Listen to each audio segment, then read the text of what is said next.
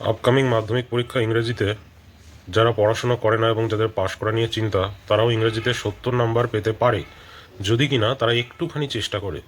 এর জন্য খুব বেশি কিছু পরিশ্রম করার দরকার নেই, শুধু সামান্য কিছু জিনিস নজর রাখলেই হবে।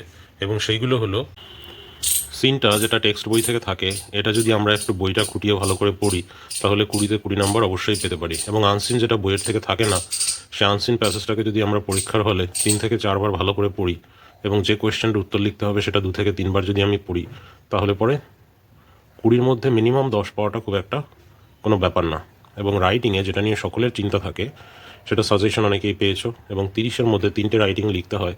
সেখানে 2টো রাইটিংও যদি কমন থাকে আর একটা যদি কমন নাও থাকে, মিনিমাম অন্তত 16 নাম্বারটা পাওয়া খুব একটা কঠিন কিছু না। এবং গ্রামারে 12-তে 12 সবাই পায়, আমি তাও 10 ধরেছি। এবং ভোকাবুলারি, অর্থাৎ যেখানে 4টে শব্দ খুঁজতে হয়, এক একটায় 2 নাম্বার করে থাকে, অর্থাৎ টোটাল 8। এর মধ্যে ভোকাবুলারিতেও অন্তত 2টো শব্দ যদি আমরা খুঁজতে পারি, তাহলে 4 নম্বর খুব সহজে পেতে পারি।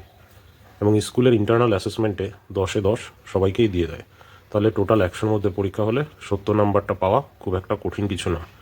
এখন থেকে যদি আমরা এ বিষয়ে প্রিপেয়ার্ড হই, তাহলে আমরা অতি সহজেই এই নাম্বারটা অবটেন করার চেষ্টা করব এবং পেতে পারি খুব সহজেই।